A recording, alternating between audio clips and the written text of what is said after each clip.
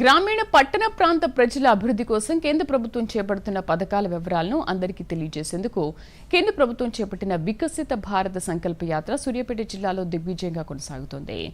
ఈ యాత్రకు గ్రామాల్లో పట్టణాల్లో అనూహ్య స్పందన లభిస్తోంది. ఈ సందర్భంగా కోదాడ పట్టణంలోని ఖమ్మం క్రాస్ రోడ్ వద్ద జరిగిన కార్యక్రమంలో ప్రజలు అధికంగా పాల్గొన్నారు. ఈ సందర్భంగా పలువురు అధికారులు మాట్లాడుతూ కేంద్ర ప్రభుత్వం అమలు చేస్తున్న పథకాల వివరాలను ప్రజలకు వివరిస్తున్నామన్నారు. పలువురు లబ్ధిదారులు మాట్లాడుతూ వికసిత భారత సంకల్ప యాత్ర ద్వారా కేంద్ర ప్రభుత్వ పథకాలపై అవగాహన కలిగిందని సంతోషం వ్యక్తం చేస్తున్నారు.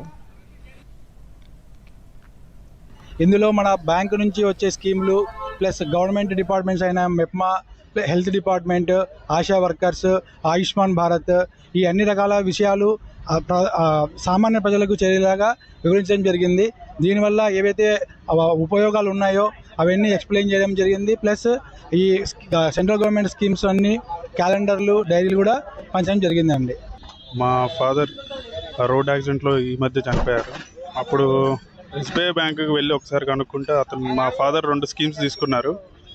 So PMJJBY and PMSBY. So ఆ స్కీమ్స్ ఉన్నాయని తెలిసి మేనేజర్ కానీ కన్సల్ట్ అయ్యాను.